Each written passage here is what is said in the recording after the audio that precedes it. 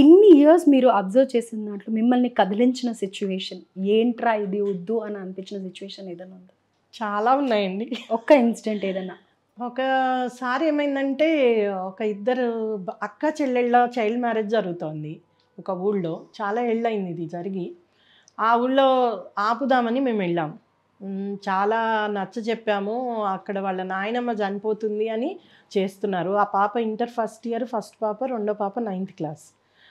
ఎంతో బతిమలాడాక అక్కడున్న అంగన్వాడీ వర్కరు వాళ్ళందరూ కూడా చెప్పి అన్నీ చేసొచ్చాక కూడా వినేవాళ్ళు కాదు. ఆ తండ్రి ఏం చేశాడు అంటే, ఒక విషం బాటిల్ తెచ్చుకునేవాడు. రోజు మా ఆఫీస్కి వచ్చి కూర్చునేవాడు. నాది ఆఫీస్ కమ్ రెసిడెన్స్ వరంగల్లో. రోజు కూర్చునేవాడు. ఎంత న్యూసెన్స్ క్రియేట్ చేసేవాడంటే, నువ్వు ఆపను అంటే నేను వెళ్ళి పెళ్లి చేస్తా ఇద్దరు పిల్లలకి అనేసేసి. 1 month వచ్చాడండి అతను. ఎంత న్యూసెన్స్ చేసినా నేను చాలా ఓపిక్గా నచ్చ చెప్తూనే ఉన్నా వచ్చిన ప్రతిరోజు. అయితే మాకు తెలియకుండా తీసుకెళ్ళి ఎక్కడో టెంపుల్లో పెళ్లి చేసేసారు ఇద్దరికి.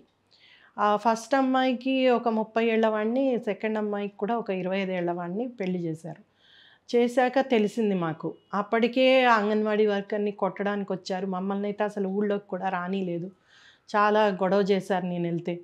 సో అయిపోయింది. నేను తర్వాత అండి ఒక 3 years తర్వాత నేను అదే ఊరు వెళ్ళాను వేరే పని మీద. వేరే ప్రోగ్రామ్ చేయబోతున్నాం. దాని పని మీద వెళ్తే నాకు వెంటనే ఆ ఇన్సిడెంట్ గుర్తొచ్చి ఎక్కడున్నారు వాళ్ళు అని. అంటే ఇక్కడే ఉన్నారు, ఆ పిల్లలు ఇద్దరు ఇంట్లోనే ఉన్నారు. ఏమైంది అంటే, పెద్దమ్మాయి డెలివరీ టైంలో బెడ్ రిడన్ అయిపోయింది. ఆ అమ్మాయి బెడ్ మీదే ఉంది ఇప్పటికి కూడా.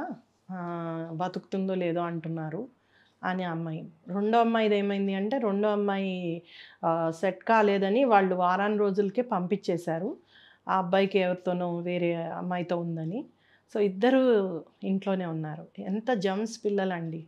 నేనైతే అసలు ఈ వేస్ట్ నేను చేస్తున్న సేవ, ఈ పిల్లలని నేను రక్షించలేకపోయాను.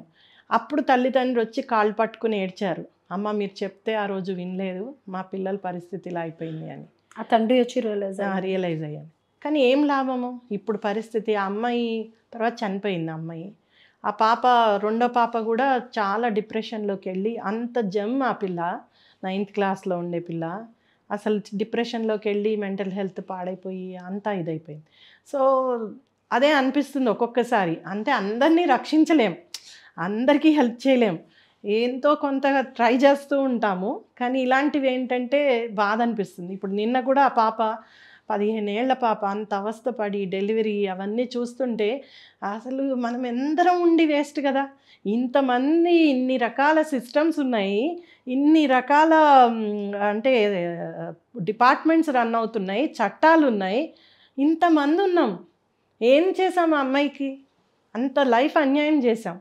అది తలుచుకుంటే నాకు ఒక్కొక్కసారి అనిపిస్తుంది, నేను 25 ఏళ్ళు చేసింది వేస్ట్, ఇంకా ఎంతో చెయ్యాలి, ఏం చేసినా ఇది అంటే డెఫినెట్గా ఇది ఒక రేణువు అంతే, ఇంకా చాలా చేయాల్సింది.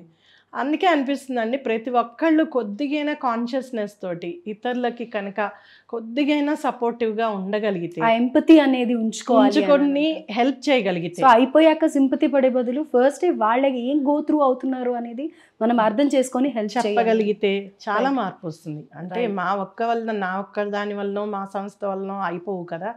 అదే ఇప్పుడు ప్రయత్నం, ఎక్కువ మందిని ఇలాగ చేయగలిగే వాళ్ళని, వాలంటీర్స్ని తీసుకురావాలి.